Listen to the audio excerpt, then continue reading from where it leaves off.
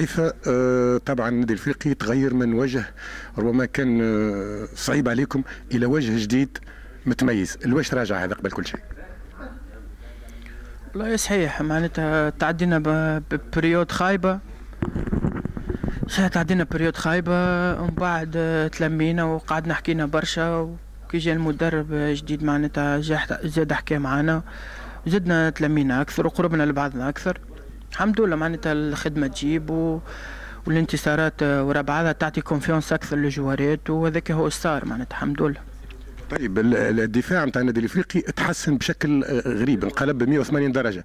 هل هو راجع الى انه الوسط ولا يعاون، والا ربما الاورغانيزاسيون ديفونسيف تحسنت مع المدرب زفونكا ومع زميلك ايمن البلبولي؟ بيان سور تحسنت، مي ليكيب كامله تحسنت ديفونسيفمون، معناتها ليكيب كامله ولات تفك، ليكيب كامله ولات كل واحد يعرف الرول نتاعو، كل واحد يخدم في خدمته واكثر من خدمته. على ذيك سي نورمال، كي باش تحسن ليكيب كامله تتحسن المجموعه الكل، وتتحسن الدفاع وتتحسن كل شيء معناتها الحمد لله. هذاك صار وان شاء الله الجاي خير وكا. رغم ان الحظوظ ماهيش كبيره برشا، ولكن شنو الكلمه تنجم تقولها لجمهور النادي الافريقي بليل؟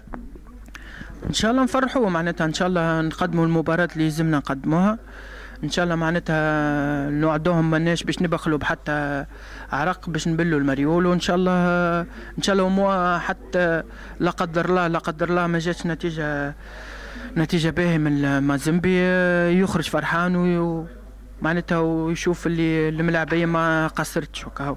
هل هو تحدي فريق او تحدي مجموعة؟ ايش معنى التحدي؟ يعني مقابله النادي الافريقي والاسماعيلي غدوه هي مش لرد الاعتبار كاينه رجع شويه، لكن هل ينسي هذوما الملاعبيه عندهم تحدي شخصي باش ربما ينسيوا الجمهور الرياضي وجمهور النادي الافريقي في ربما النتائج اللي ما كانتش في البدايه، لانه عنده النادي الافريقي اشياء متناقضات حتى عالميا مش موجوده. يعني ينتصر الفريق الوحيد اللي انتصر خارج ميدانه في تنقلين وما حصلش حتى في الفرق اللي هي تو متصدره مجموعاتها. في نفس الوقت خذا نتيجه اللي ربما عمره ما خذاها النادي الافريقي. في التحدي نتاعكم الشخصي تقول للجمهور فيما يخص التغيير الكبير في النادي الافريقي؟ والله كما قلت معناتها عندنا التحدي سيرتو معناتها الملاعبيه، معناتها صارت نقول ان اكسيدون معناتها في مازيمبي، تصورش ما عادش تتعاود الحكايه ذيك. مي شفتوا معناتها مباراة كما في الإسماعيلي ولا قسنطينة قدام جمهورهم غادي ما كانت سهلة، وقدمنا مباراة كبيرة وانتصرنا. معناتها احنا نتصوروا كي نتحطوا جوارات تحت البريسيون معناتها نقدموا مباراة باهية ان شاء الله. معناتها غدوة نزيدوا نفرحوا جمهورنا، وكما قلت لك راهو ماناش باش نبخلوا حتى عرق، معناتها باش نحاولوا نعملوا الماكسيموم واللي باش يجيبوا ربي مبروك. المهم الجمهور يروح فرحان ان شاء الله.